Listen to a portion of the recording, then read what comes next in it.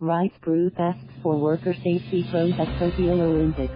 Tokyo, the former Olympian and head of the human rights group, is asking the IOC and Tokyo Olympic organizers to investigate worker safety at venues being built for next year's Games. Mary Harvey is the CEO of the Geneva-based Centre for Sport and Human Rights, the type of organization that pressures Qatar to reform labor practices, particularly regarding migrant labor for its 2022 Soccer World Cup.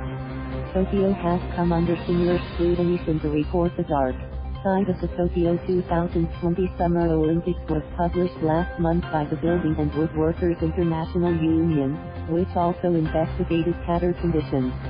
The report alleges patterns of overwork, some workers without employment contracts, and what is characterized as a culture of fear that discouraged workers from reporting their employment conditions. Much of the attention was focused on foreign workers. "To think this is going away is burying your head in the sand, and I'm concerned it's going to get worse," Harvey said in an interview with the Associated Press.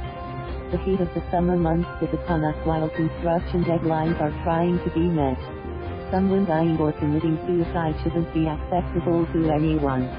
Harvey, former goalkeeper on the 1996 United States Women's Olympic soccer team, said she wanted to assist the International Olympic Committee given our work and key learning from construction-related risks in Qatar. "Everyone should be taking a serious look at the risks identified in White report, and by everyone, I mean everyone who is a stakeholder, including the IOC, the Japanese government and construction companies," she added. The report singles out work on the $25 billion National Stadium, which is run by the Japan Sports Council, a national government body, and work at the Olympic Village, being built by the Tokyo Metropolitan Government. Those units will eventually be sold off as high-end apartments. Local organizers, the city government and the Japan Sports Council said they have asked BWI to provide more detailed information. A joint statement said it is difficult to confirm the facts only with information contained in the currently published report. For its part, BWI has called for outside inspections and said that its efforts have been largely ignored, and workers and their trade unions have been met with hostility. Ambet Yuson, the General Secretary of BWI, said in an interview with the AP that the case needs to be elevated to the IOC. "We need to see what they will do about Tokyo and the Beijing 2022 Winter Olympics." He credited Japan with having a strong, organized labor system. They take pride in their own system. So being told they need to make sure they are up to the international level is different. They say, "No, we are at the international level. But migrant workers are something they don't know." He added that Japanese officials are in the denial stage that problems exist, but they exist. Yuson cited an interview in Tokyo with a migrant worker from Vietnam who didn't speak or read Japanese. And there was no alternative language available. In Qatar you will see signs in different languages: Hindi, English and Arabic. So how can migrant workers be told about health and safety conditions? Yuson asked. In a statement, the IOC said, "We take these issues very seriously and are committed to working with the relevant stakeholders to address them and find the appropriate solutions." Many sports governing bodies have signed up to the UN Guiding Principles on Business and Human Rights, which spell out practices for businesses and government.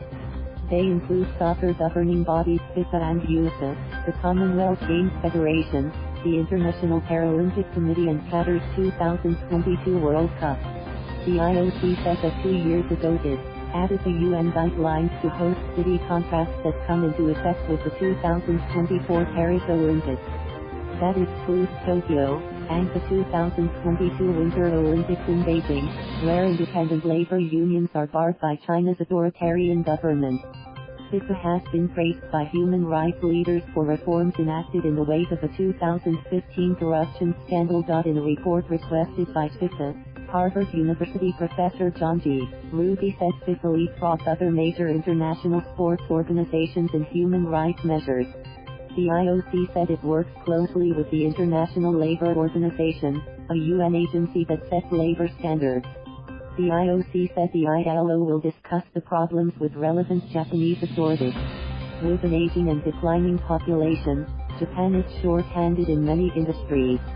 The government has provided more visas for construction workers tied to the Olympics, and in April started allowing more foreign workers to reside in the country.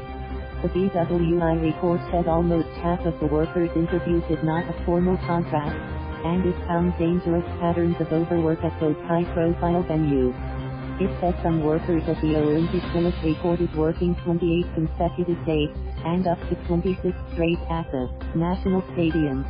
The report said about 55,000 migrant workers are employed in the construction sector. It said most wages were half to one-third of those paid to Japanese workers. The report also said some problems were made worse by looming deadlines with the Olympics opening July 24, 2020. Japan is spending at least $1 billion to prepare for the Olympics, about 70% public money. The report noted that 2 workers have died on projects for the Tokyo Olympics. Death by overwork, known as karoshi, is a problem in Japan, with employees often forced to work long hours despite government measures to try to prevent it. Thank you for watching. Please subscribe.